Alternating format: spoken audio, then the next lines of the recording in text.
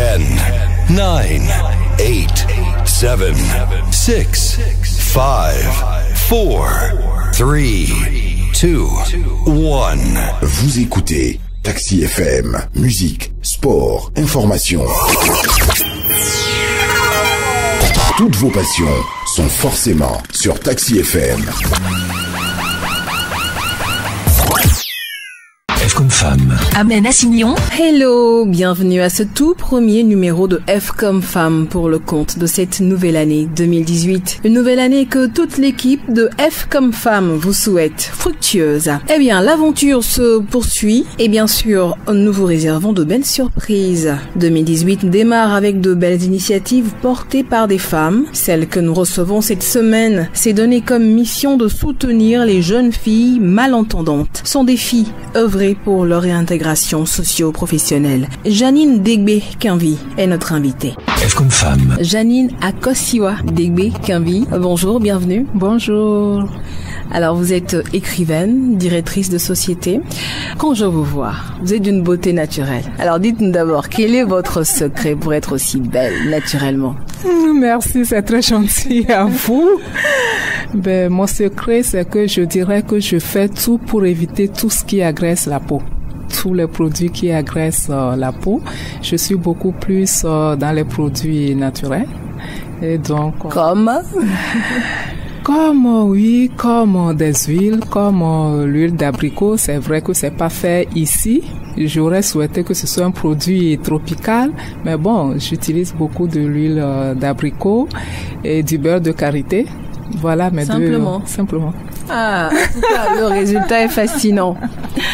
Alors, on est là pour parler de vous. Vous êtes écrivaine, vous avez l'art de manier la plume et vous le faites depuis 6 ans déjà. Alors, qu'est-ce qui vous a donné le goût donc de vous intéresser à l'écriture? Bon, ça a été fait. Je m'attendais pas moi-même à être écrivaine. Hein. C'est vrai qu'au départ, il y a des années, j'avais voulu écrire, mais chaque fois que je prenais le stylo, je ne dépassais jamais une ligne. Je me demandais toujours, mais comment font les gens pour écrire? Et puis après, c'était arrivé naturellement. C'était un événement malheureux quand même qui m'avait conduit à ça. Il se fait que je viens d'une famille diabétique. Mon papa est décédé de ça. Et avant de mourir, il a été malmené par la maladie, si je peux dire. Il a été très malade et nous sommes 6 dans la famille. Mes sœurs ont fait du diabète aussi pendant leur grossesse. Et donc, très rapidement, j'avais commencé par me poser des questions, par me demander, mais quoi faire pour ne pas être dans ce cas moi aussi? Ma mère aussi est diabétique. Donc, du coup, j'ai commencé par me poser des questions. Je faisais beaucoup de recherches et à un moment donné, je me suis retrouvée avec tout un tas de documentation, de choses. Et entre-temps, j'avais suivi lors d'une émission que ce sont des cas de diabète, hypertension, etc. n'arrêtent pas d'augmenter dans notre société. Donc, à un moment donné, je me suis dit, mais tout ce que j'ai, moi, à mon niveau, comme information, mais je voudrais bien partager. Donc voilà comment l'idée a commencé par germer, par naître. Et puis à côté, je voyais que les femmes, on parlait tout à l'heure de la beauté, pour être belles, elles sont prêtes à tout. Elles utilisent des fois tout ce qu'il ne fallait pas et j'ai essayé de jumeler ces deux-là, de faire en sorte que l'on puisse lire ce livre pour se faire du bien côté santé. Mais le problème chez nous ici, on a remarqué que nous ne lisons pas souvent. Quand vous demandez à une femme de lire, ben oui, c'est ça, quoi. Mais quand vous lui dites, on n'a pas le temps. On n'a même pas envie. On n'a pas envie de lire. Mais quand vous lui dites, mais ça, vous utilisez ça, vous allez paraître plus joli, vous faites ça, vous allez paraître plus joli, etc. Et tout le monde court. Donc, j'ai essayé d'attirer les femmes à la lecture en essayant de m'attaquer au côté beauté. Oui. tout en sachant qu'en les amenant à paraître plus beaux, etc., je m'attaquais au fond, quoi, à leur santé. C'est-à-dire, quand je leur demande de faire beaucoup plus de sport, ça rend la peau jolie. Au fait, oui, ça rend la peau jolie, mais aussi, ça nous aide. Il faut passer par le sport pour voilà. Quand je leur dis, manger telle chose, on paraît encore plus brillante, plus jolie, etc. Oui, c'est que, une peau plus voilà, oui. c'est que, au fait, en faisant les mêmes choses, on a une meilleure santé. C'est comme ça que j'ai sorti mon livre Bien-être et beauté au quotidien, qui combine, au fait, les deux. La beauté esthétique, physique, et la beauté morale, non, mais sur le plan santé. Tout simplement. Voilà comment cette idée est née. Et puis après, j'ai rassemblé la documentation et c'est arrivé tout naturellement. Je me suis mise à écrire, etc. et le livre est sorti. Ah, mais bravo.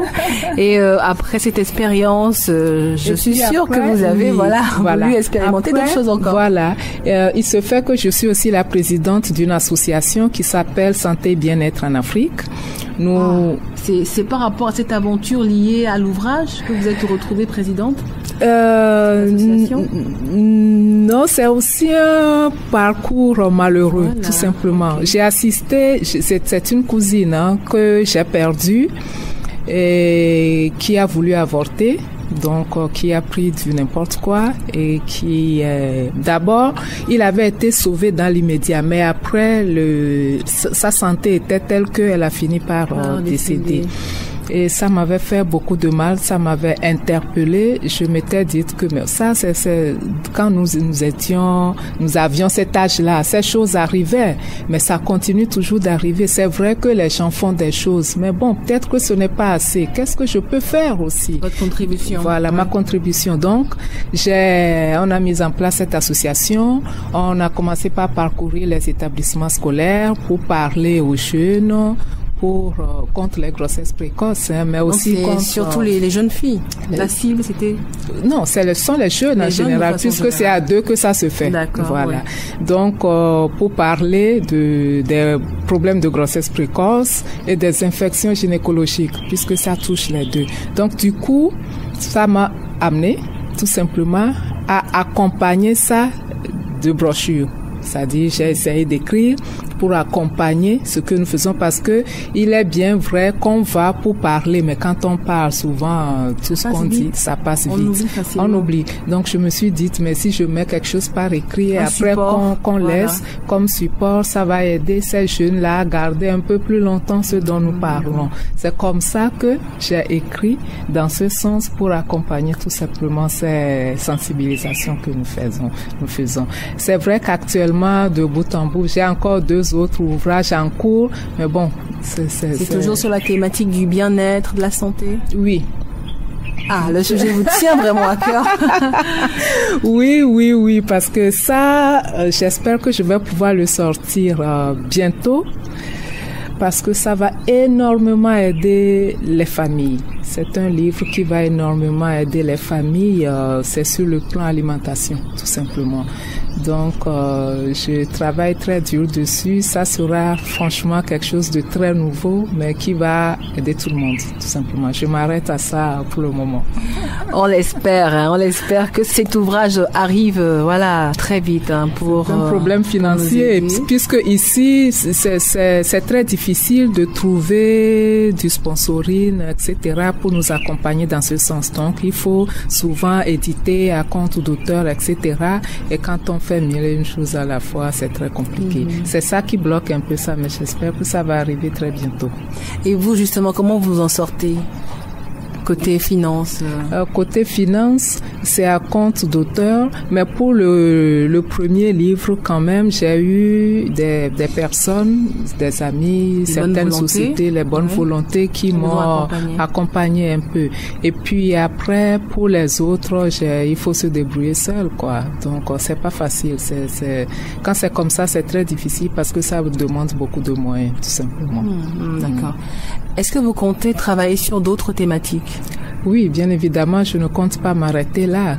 puisqu'il y a d'autres ouvrages en cours, je continue. Chaque fois, moi je dis, je n'ai pas de don pour écrire des romans, mais j'écris des livres utiles pour quand je remarque quelque chose qui ne va pas, j'essaie d'écrire pour accompagner l'action que je peux mener dans ce sens, c'est tout.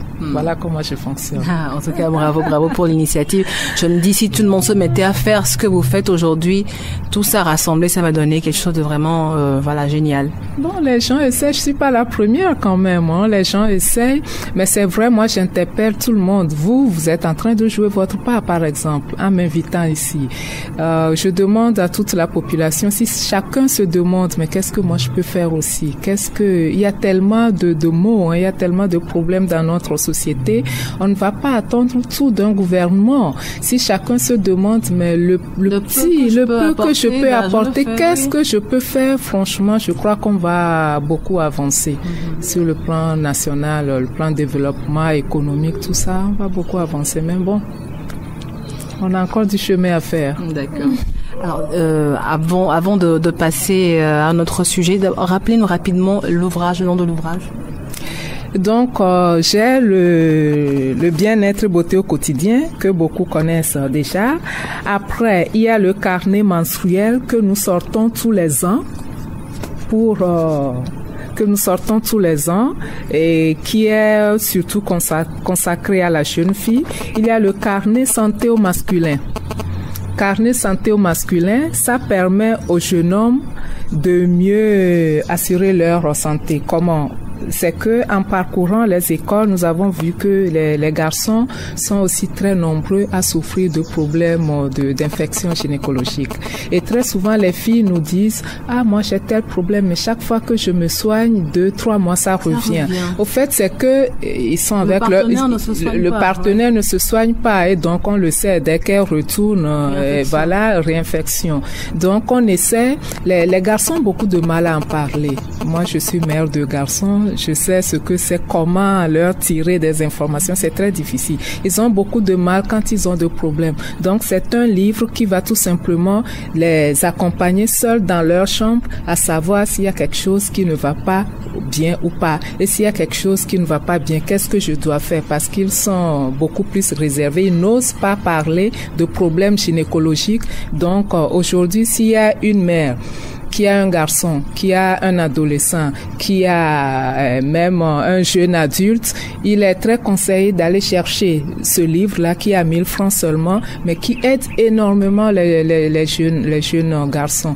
Donc voilà, le carnet santé au masculin est là aussi, est dans beaucoup de librairies.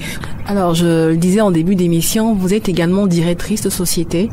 Voilà, société JDK, je crois bien. C'est ça. Et c'est une société qui accompagne les malentendants.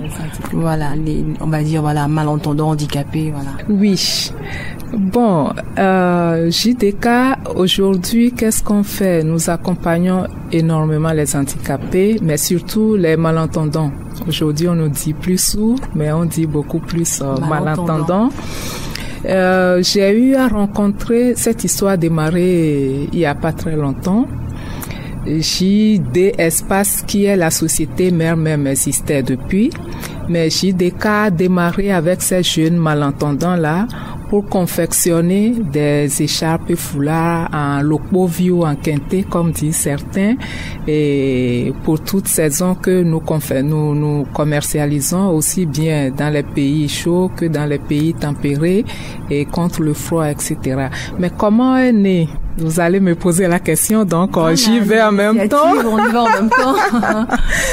Bon, il se fait que j'étais chez une styliste à un moment donné, et puis j'ai été surprise de voir une jeune fille malentendante qui apprenait la couture. J'ai été intriguée. D'abord, je demandais, mais comment elle arrive tout d'abord à apprendre? Et il se fait que cette styliste-là avait appris la langue de signes et donc arrivait à leur transmettre son savoir. J'ai poussé ma curiosité, et après, comment elle se débrouille, comment ça se passe? Et effectivement, j'ai découvert qu'elles sont une vingtaine.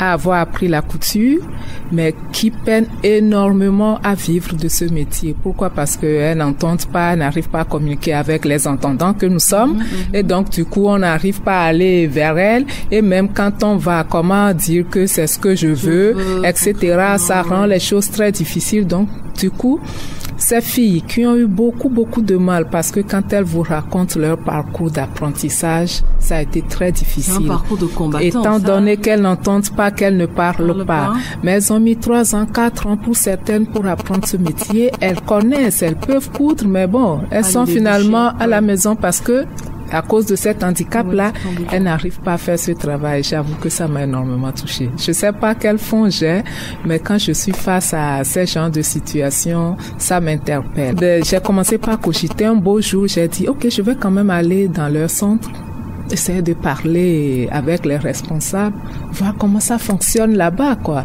Et je suis allée au centre de Djidjolé, ils ont un centre de sourds à Djidjolé. Je passais, je suis rentrée, bon. Et j'ai demandé comment ça fonctionne. Est-ce qu'il y a un directeur, une présidente? Je voudrais rencontrer un responsable.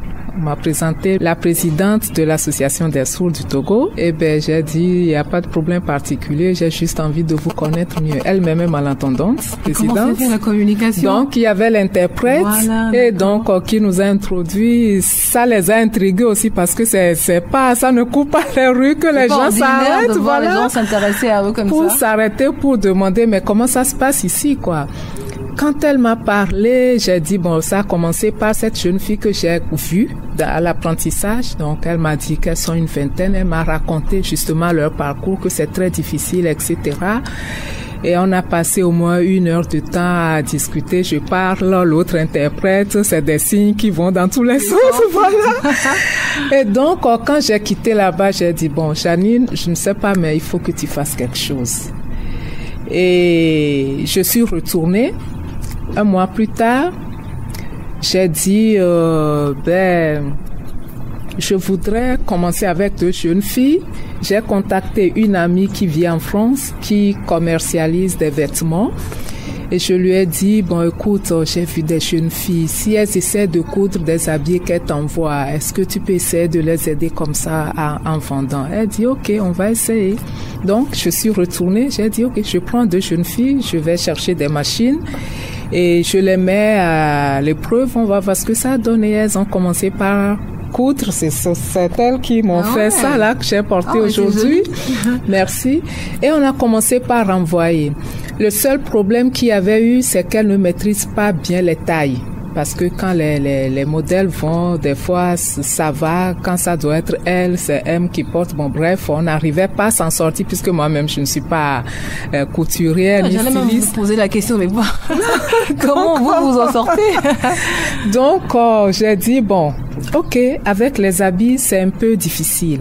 Entre-temps, j'avais commencé avec les jeunes filles, par introduire les protections intimes lavables. J'ai dit, OK, je vous laisse coudre ces protections intimes lavables. Et on a commencé par coudre les protections intimes lavables. Le problème qu'il y a eu là-bas, c'est que je n'arrive pas jusqu'à présent à trouver les tissus idéaux, les tissus qu'il faut pour confectionner ces genres de protection intime lavables. Il faut quel genre de qualité, mais c'est du coton? C'est du coton de bambou. Parce que le coton de bambou ne garde pas des infections. Ça fait qu'il n'y aura pas d'infection, au fait. Et ce coton-là, entre-temps, j'étais partie en France, j'ai acheté ce tissu, mais ce sont des tissus qui coûtent très cher. Voilà pourquoi si vous allez aujourd'hui sur Internet et que vous tapez protection intime lavable ou serviette hygiénique lavable, vous allez voir que ce sont des produits qui coûtent quand même assez cher. Donc, bon, on a essayé de faire ça avec les serviettes ici, etc. Mais pour le moment, j'ai arrêté cette production parce qu'il me faut absolument ces tissus-là pour qu'on continue. Parce qu'il faut la qualité aussi. Il faut la qualité. Comme c'est la partie intime, il faut garantir toute la sécurité d'hygiène. Donc, j'avais beaucoup de mal à laisser partir ces filles. Je dis, mais je vais les laisser partir, elles vont se retrouver à la maison. Non, il n'est pas question. Qu'est-ce qu'on fait? Et entre-temps, dans cette réflexion, je rencontre une dame qui est tisserande, qui fait des choses magnifiques, merveilleuses. Je dis non, c'est comme si je commence par avoir une idée. Je dis bon, et celle-là était cachée quelque part, personne ne connaît. Et je dis mais tout ça là, vous faites, c'est qui les achète? Là aussi a commencé, non, c'est très difficile, on n'a pas dû. Je dis ok, je vais aller réfléchir, c'est comme si je suis en train de penser à quelque chose.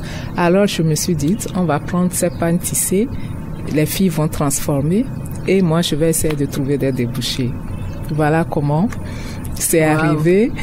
Et aujourd'hui, cette femme arrive à vendre ses produits parce que depuis 8 mois à peu près qu'on a commencé, je crois qu'elle a fait pas mal de chiffres d'affaires. Elle est devenue votre fournisseuse officielle. Voilà. Et pour le moment, il n'y a aucune jeune fille malentendante qui tisse, au fait. S'il y en avait, bien évidemment, on aurait commencé par ces jeunes filles-là. Produire nous-mêmes. Donc, elle a commencé par nous fournir ces pagnes tissées et nous, à 3, on réfléchit, on sort des modèles, je fais beaucoup de recherches et voilà comment aujourd'hui on est assez satisfait. On est assez satisfait parce que tout le monde apprécie énormément ce qu'on met sur le marché comme écharpe. Nous en faisons pour l'hiver. Donc, nous mélangeons avec du polaire que j'achète de la Belgique ou de l'Asie que je fais venir.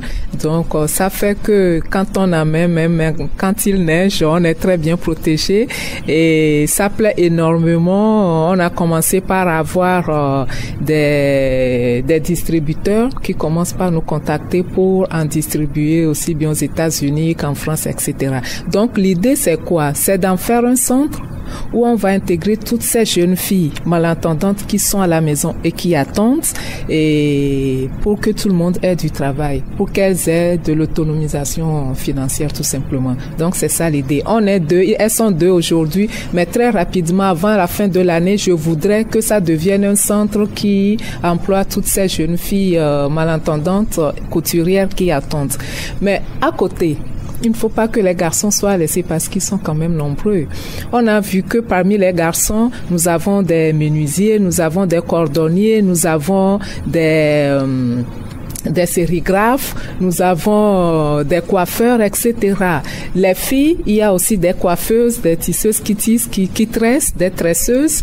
Donc, je me suis dit, ok, parce que les autres commencent par me demander, mais nous, madame, quoi? Et je dis, oui, justement, et vous, il faut qu'on fasse quelque chose aussi. Donc, actuellement, qu'est-ce qu'on fait? D'abord, on essaie d'organiser des rencontres entre entendants et malentendants pour qu'on voit qu'au fait, ce n'est pas aussi difficile de cohabiter. Voilà, la communication. Donc, voilà. La dernière fois, j'ai été voir le directeur de l'hôtel Ibis qui a tout de suite accepté l'idée. Et si jamais il m'entend, il m'écoute, là, je le remercie de nouveau. Donc, qu'est-ce qu'on a fait? On a organisé une rencontre entre entendants et malentendants avec le personnel de l'hôtel Ibis. Et la veille, il y avait l'interprète qui était passé pour apprendre quelques mots en langue de signes. Et le lendemain, on a partagé un déjeuner ensemble. Ça a été 2 ou 3 heures de moments de détente, de communication. Et mine de rien, tout le monde arrivait à communiquer. Ah oui. Donc voilà. Donc aujourd'hui, je suis en train d'en placer. Je fais un peu de lobbying. Tu ne cherches pas de personnel, cuisine, etc. Si oui, est-ce que je peux te placer telle jeune fille, elle est malentendante, mais vous allez vous débrouiller, etc. J'ai déjà placé 2. J'ai 2 demandes en attente. Les sérigraphes, je suis en train de les aider à trouver du travail auprès des sociétés. Les menuisiers, les cordonniers sont là. Donc, j'essaie de faire la communication à leur place. Si vous avez un très beau tissage là de cheveux, on peut vous envoyer. Ah, c'est très beau. On peut vous envoyer, si elles n'habitent pas très loin, les coiffeuses qui sont dans le groupe, elles peuvent vous coiffer, tout simplement. Donc, elles manquent au fait quelqu'un qui puisse servir d'intermédiaire comme je fais là pour pouvoir les aider. C'est vrai que à l'atelier, ce n'est pas aussi évident. Ça, je l'avoue. Voilà. Comment se fait la communication? Voilà. Parce qu'elles ont un niveau très bas, au fait. À leur centre, ça s'arrête qu'en classe de CM2. Leur centre, il n'y a pas de collège là-bas. Ce qui fait qu'elles ont un niveau très bas. On écrit beaucoup, mais pour écrire aussi, des fois, elles écrivent, je comprends rien. J'écris, elles ne comprennent rien non plus. Donc, c'est vrai qu'actuellement, je me suis mise à l'apprentissage de la langue de signes, mais entre-temps, on doit avancer, donc on se débrouille. C'est pas évident, mais on arrive à s'en sortir. Et voilà. Wow. En tout cas, bravo. C'est lancé à la population. Si vous avez besoin, pour le 1er mai, par exemple, on est très nombreux à faire des tricots, à écrire les marques, etc. dessus. Faites-nous signe. Ces gars font un travail formidable. Ils sont sérigraphes. Et ils peuvent vous faire ce travail aussi. Même si vous ne voulez pas tout leur commander, commandez-leur une partie. Ça, c'est un geste qui vous rendra fier. C'est-à-dire, non seulement vous aurez votre travail à la fin, mais vous aurez aussi contribué à l'autonomisation de ces jeunes hommes-là. Aujourd'hui, quiconque achète nos produits, nos écharpes, qu'est-ce qu'on leur dit? Non seulement vous faites plaisir, parce que c'est magnifique, hein, ce qu'elles créent, ce qu'on sort comme produit. Tout le monde adore. On va vous indiquer la boutique où vous pouvez nous suivre sur notre page Facebook. Vous suivez souvent, je sais pas ce que vous en pensez, mais tous ceux qui voient ces produits-là disent, waouh, on ne dirait même pas que ça a été fait ici, quoi. On fait tout pour apporter la qualité qu'il faut. Il y a une finesse dans le travail. Donc, quand on achète ou quand on offre ces écharpes ou ces produits-là, non seulement on se fait plaisir, mais on contribue aussi à l'autonomisation de la jeune fille malentendante qui est en train de coudre ça, tout simplement. Et ça, c'est un geste qui doit toucher et qui doit interpeller chacun de nous. Donc, si vous avez des cadeaux à faire, n'hésitez pas. Aussi bien pour les anniversaires, le mariage, etc. Faites un saut chez nous. Nous allons essayer d'introduire au fur et à mesure d'autres choses pour qu'il y ait une gamme assez, diversifiée. Voilà, pour que chacun s'y retrouve et qu'on aide. Pourquoi pas? Voilà, et qu'on aide. Oui. On est sur ça parce qu'il y en a on a déjà commencé par les chemins de table. Okay. Nous avons des chemins de table, donc on va ajouter d'autres choses. D'accessoires, voilà. Pour avoir une gamme beaucoup plus diversifiée. Mais tous ceux qui vont en Europe, ne partez plus sans nos écharpes. Hein. L'appel est lancé. Ou quand vous y allez, je vous garantis que tous ceux qui ont eu à en acheter et à aller offrir, ça a été un succès fou. La dernière fois, il y avait un gars qui me disait, mais moi, je suis parti avec 4, alors que j'avais au moins une douzaine de cadeaux à faire. J'ai acheté d'autres choses, mais finalement, tout le monde voulait ces écharpes-là. Mais je suis obligée de venir en racheter encore, Madame Kenvi. On vous garantit ça, que vous allez être satisfait. En tout cas, une chose est sûre, vous faites une très bonne chargée à la communication. Merci. Alors, aujourd'hui, au regard de tout ce que vous avez réalisé, comment vous vous sentez? Comment je me sens? Je suis tout simplement très contente quand je vois ces filles-là. Quand je les vois aussi épanouies, j'ai vu comment elles sont arrivées. Quand je les vois aujourd'hui aussi épanouies, il n'y a rien qui fasse plus plaisir à ça, tout simplement. Donc, mais c'est vrai qu'elles ne sont que 2. Quand on dit qu'il y a plusieurs autres derrière, il faut que j'arrive. Et c'est ensemble, c'est en nous achetant ces produits-là qu'on va permettre aux autres d'intégrer aussi, tout simplement. Donc, tout le monde peut participer, pas en nous donnant de l'argent, parce que quand on dit venez nous donner de l'argent, ça fait fuir plutôt les gens.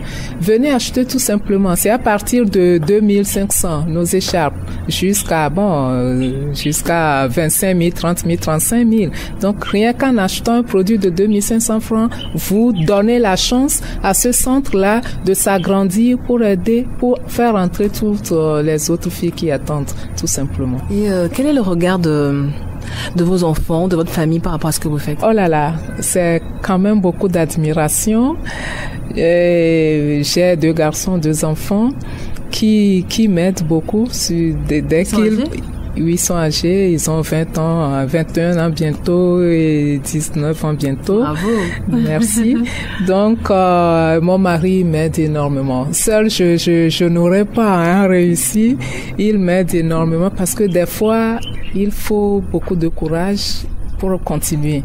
des fois c'est très difficile parce que je le dis aussi, ça je l'ai démarré sur fonds propres. Hein. Vous demandez à quelqu'un sponsoriser, nous, les gens reçoivent tellement de demandes de sponsoring que les sociétés autres ne lisent même plus. Quand ils reçoivent, bon, c'est la poubelle, quoi. Donc, on se dit non, on ne va pas en demander, rester là. Donc, j'essaie. C'est vrai que des fois, mes enfants n'arrêtent pas de dire, mais maman, tu n'arrêtes pas de mettre tout ton argent parce que c'est pas aussi payant. Quand on est en début d'activité, il faut investir, beaucoup persévérer avant de commencer par avoir son fruit. Aujourd'hui, on ne peut pas dire, moi, je n'en vis pas aujourd'hui.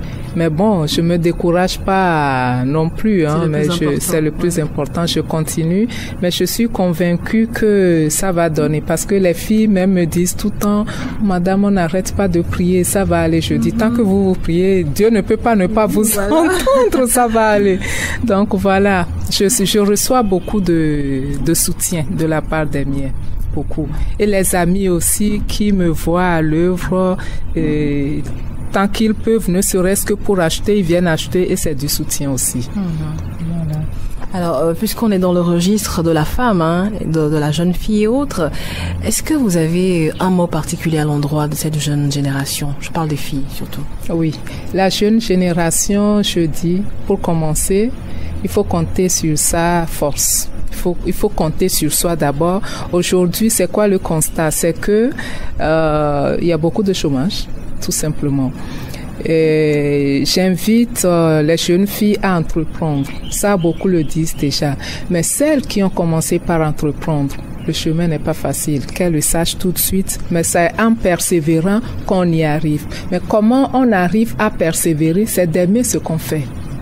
Il ne faut pas s'aventurer sur un chemin parce que l'autre le fait, ça lui réussit, on va le faire aussi. Quand on fait ça, on se cogne la tête tout de suite. Il faut d'abord se demander, est-ce que j'aime ça? Parce que si on n'aime pas, on n'est pas prêt à s'investir vraiment, on n'est pas prêt, on ne se donne pas à fond et là, c'est l'échec tout de suite, assuré. Mais quand on aime, quelles que soient les difficultés, on va passer et c'est la réussite à la fin. Donc, oser entreprendre, persévérer, beaucoup de courage. N'attendez pas toutes les jeunes filles nouvellement diplômées, etc. N'attendez pas qu'on vienne vous donner du travail. Moi, j'étais employée avant. Hein. J'ai démissionné de mon propre chef. J'ai dit, bon, je démissionne. Si j'étais toujours dans un bureau, je serais pas là en train de faire tout ce que je suis en train de faire actuellement. À un moment donné, j'ai dit non. Pour pouvoir aller sur cette voie-là, je suis obligée de rendre ma démission où je suis et pouvoir aller.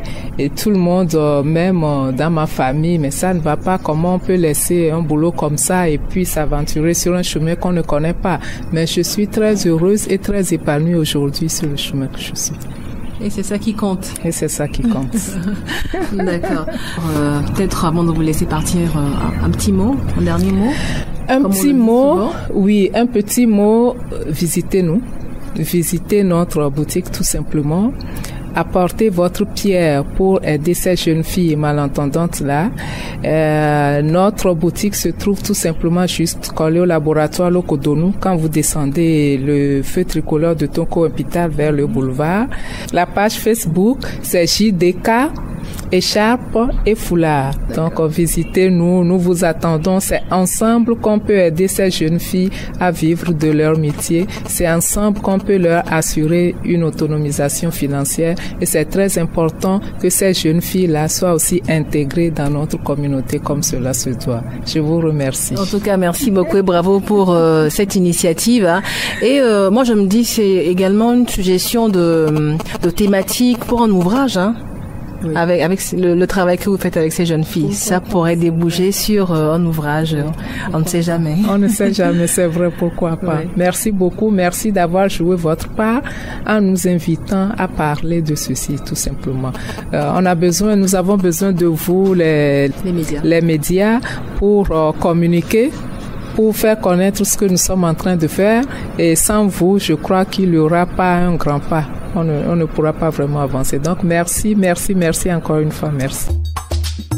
F comme femme. Oui, à la femme en moi, notre coach de vie, Kelly Amouzou, nous entretient sur comment nos notions inconscientes et limitatives sur l'argent affectent profondément notre vie. Est-il possible que ta définition et relation avec la notion de l'argent te freinent sans que tu ne le saches? Eh bien, coach Kelly, c'est à vous. Hello tout le monde, Kelly à l'antenne, nous sommes dans la rubrique OFM, une nouvelle année d'abondance, je vous souhaite à tous et nous continuons notre chemin ensemble dans la rubrique OFM, oui, à la femme en moi, où nous apprenons à nous reprogrammer pour nous relever vers notre vraie identité, celle de personnes belles qui méritent de se créer une vie épanouie. En parlant d'épanouissement, aujourd'hui nous allons parler de la notion de l'argent. Oui, l'argent, nous en avons fait un tel tabou dans notre société que nous ne nous rendons pas compte à quel point certaines de nos notions par rapport à l'argent nous détruisent sans que nous ne le sachions. Alors, l'argent, nous nous en plaignons sans cesse. Nous sommes convaincus de penser tel « l'argent est mauvais, tu ne peux en avoir beaucoup sans te salir les mains, l'argent n'est pas facile à avoir, les riches sont mauvais, l'argent change les gens, etc. etc. » Mais nous sommes tous les jours en train de courir après. Paradoxal, ne trouvez-pas vous? Pourquoi nous en voulons tous si c'est une si mauvaise chose? Ma première question pour vous aujourd'hui. Alors, ces phrases que je viens de citer ne sont que certains des exemples de nos notions que j'appelle limitatives, que nous avons acceptées et même inscrites comme étant vraies dans notre société. Et je le rappelle, moi-même aussi en tant que membre de cette société, j'avais par le passé assimilé certaines de ces notions jusqu'à ce que je me rende compte du point auquel elles détruisaient ma vie. Donc, pas de jugement, nous sommes tous en train d'apprendre et de réapprendre. Alors, j'aimerais nous éveiller sur le point suivant. Quand tu te convaincs que l'argent est extrêmement difficile à gagner, eh bien, il le sera. Parce que tu n'activeras pas toute la créativité en toi qui pourrait créer une expérience tout autre. Une expérience dans laquelle tu verrais et saisirais les opportunités de te faire de l'argent plus simplement que tu ne l'imagines. Car tu serais moins coincé sur le fait que cela doit être difficile ou impossible. Je vous donne un exemple d'une jeune dame qui a grandi par exemple avec la notion que les riches sont mauvais. Alors, cette jeune dame, en commençant sa carrière, s'est retrouvée dans un département au sein d'une compagnie où, au bout de 6 mois, elle s'ennuyait. Elle ne trouvait pas qu'elle apprenait encore quelque chose de nouveau. Mais elle n'osait pas prendre de décision pour évoluer. Dans le même temps, elle entendait ses collègues dire qu'ils allaient partir dans un autre département où le salaire était beaucoup plus élevé que là où ils se trouvaient présentement. Alors, en entendant la somme dont parlaient ses collègues, la jeune dame s'est immédiatement dit « Oh, waouh, non, moi je ne pourrais pas avoir cela maintenant. Je viens juste de commencer ici, alors comment est-ce que je peux y arriver? Je ne pense pas que je peux le faire. » Alors que les jeunes qui parlaient de cette somme avaient commencé au même moment que cette jeune dame. Et effectivement, quelques 2 mois plus tard, ces 2 jeunes étaient effectivement transférés dans le département dont ils avaient parlé, parce qu'ils avaient pris des actions concrètes pour se faire transférer sur mérite bien sûr. Mais la jeune dame se retrouvait donc seule des 3, restée dans le département où elle s'ennuyait tous les jours, parce qu'elle avait eu peur de la somme à gagner et s'était convaincue qu'elle n'y arriverait pas. Les effets profonds et inconscients de la peur de, entre griffes, devenir riche. Car pour elle, comme je le disais plus tôt, les riches sont mauvais, selon son entendement. Un exemple très profond de choses que nous faisons tous les jours sans nous en rendre compte, de décisions, de la façon dont nous nous convainquons que nous ne pouvons pas arriver à faire quelque chose à cause de certaines notions que nous avons assimilées. Vous voyez comment notre perception de l'argent et de nous-mêmes joue un rôle incroyable sur tous les choix que nous faisons tous les jours. Alors, quelques questions pour vous à considérer. Penses-tu vraiment que tu mérites toutes les bonnes choses que ce monde a à offrir et qu'il n'y a rien de mal à le vouloir?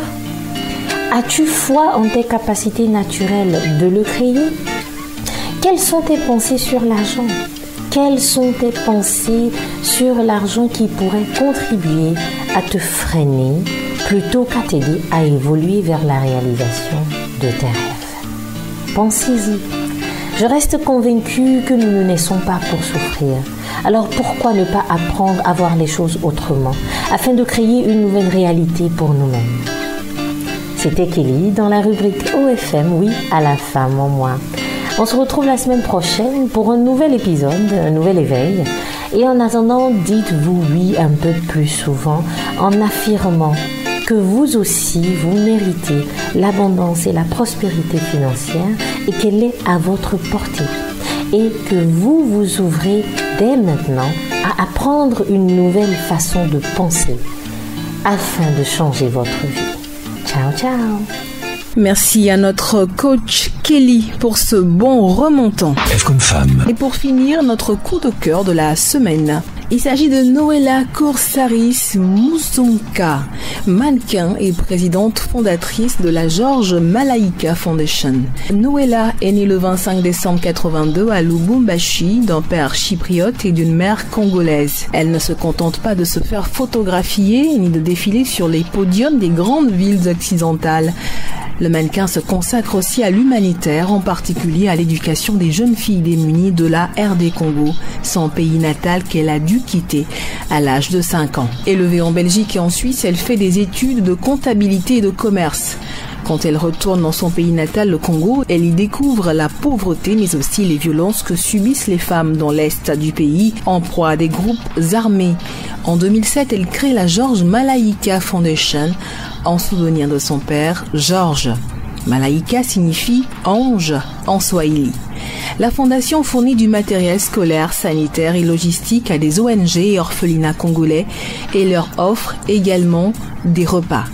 Parmi ses principales actions de lobbying, la diffusion en 2008 devant les parlementaires congolais d'un documentaire présentant des témoignages de jeunes filles violées dans l'est du pays, ainsi que l'invitation en RD Congo de Kalia Ali, la fille du légendaire Mohamed Ali, à l'occasion du 35e anniversaire du fameux combat qui a opposé son père à George Foreman en 1974 à Kinshasa. Un voyage qui a permis aux deux femmes de rencontrer diverses associations qui se consacrent aux jeunes filles congolaises. Noella Musonka Coursaris a été nominée par Elle Magazine parmi les 50 femmes africaines qui façonnent le continent africain et par New African Magazine comme l'une des personnalités africaines les plus influentes.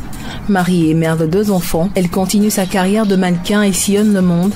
Elle utilise ainsi sa renommée afin de sensibiliser aux causes auxquelles elle croit, notamment l'éducation et précisément celle des jeunes filles. Voilà une femme qui inspire. On aura l'occasion tout au long de cette année 2018 d'en découvrir d'autres dans F comme femme. C'est la fin de ce numéro. Merci de l'avoir suivi. Merci à Alain Mwaka pour la réalisation. Pour vos commentaires et vos suggestions, écrivez-nous sur notre page Facebook F comme femme. Allez, au revoir et à la prochaine. F comme femme.